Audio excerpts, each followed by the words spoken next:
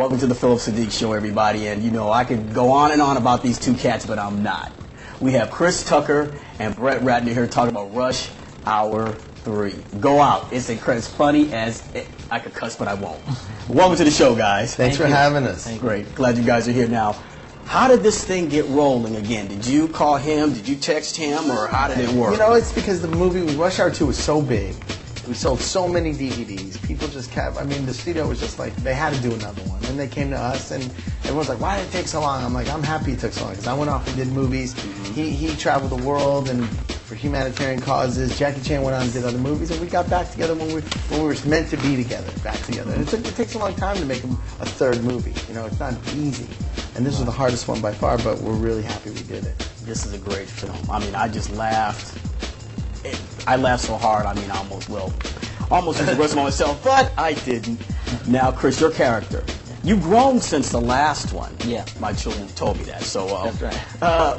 What can people expect to see from you in this, besides your tribute to Barry Bonds, very, very timely? Oh yeah. You know, you'll see Carter doing more of Carter. You know, he's fighting more in this movie. He has a love interest in this movie, and Carter's just a funny character because he just has a lot of fun and a lot like me. You know, I put a lot of me in my characters in this movie, especially being from the backup of a stand-up comedian.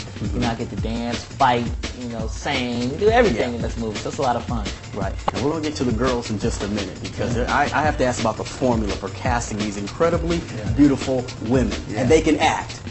What's your secret? I got great taste in women. Great taste we've heard. What's your secret? What is? I mean, you know what it is? It's finding the right girl for the part. And we came across, we cast women from all over the world. We had girls from England, but an English actress acting like a French girl wouldn't make her as good. So we got an authentic, beautiful French girl that you believe has a shaved head and has a tat on the back of her head, and is mixed in with the triads. This girl's from the other side of the tracks, but she's beautiful. So she fits the part, and that's the key in casting. You hire somebody that is exactly who that part is. Now, how did you get the best out of this fine young gentleman right here? You know what the truth is? Chris appreciates the truth. You know, he wants to hear the truth. He don't want to be BS. He don't want to be a town. Oh, you're great, Chris. You're great, Chris. He don't like to hear that. He wants to know, you know, what do you think? Am I on? Or are we going? Are we doing the right thing? Are we making the right choice? He's challenging me. I'm challenging him, and that's how we get the best out of both. You know, and Jackie too. We're always trying to top. We've done this twice before, remember? So we're always trying to top ourselves. And we get in a room and we're like, okay, how do we do this scene better than we did before? And that's it. When you can talk freely with your friends and say the truth to them, it's an incredible working relationship. Right. Now, your love interest. Yeah. She's hot. Were you part of the hands-on to get her on the set? You know what? I wanted all of them. No, I was. You know, it was all Brett. You know, 'cause he knew visually how the girls should look, but they all looked beautiful and they all did a great job for me. But Brett was like, no, this one is the one because she visually she'll look good in the movie. So I was like, cool. But you know, she was definitely the one, and it was like it was great. She was hot. Now the music, Lalo Schifrin. Your film, Schifrin, it had an Enter the Dragon feel to me when I saw it, and the music was so pounding. Did you do that on purpose to get him to do the music? Oh yeah. Well, he did the music not only for Rush Hour 1 and 2, for Rush Hour 3, but he also did my first movie, Money Talks. Enter the Dragon, it's funny you should say, is my favorite score of all time. And it mixed Chinese instrumentation with urban funk.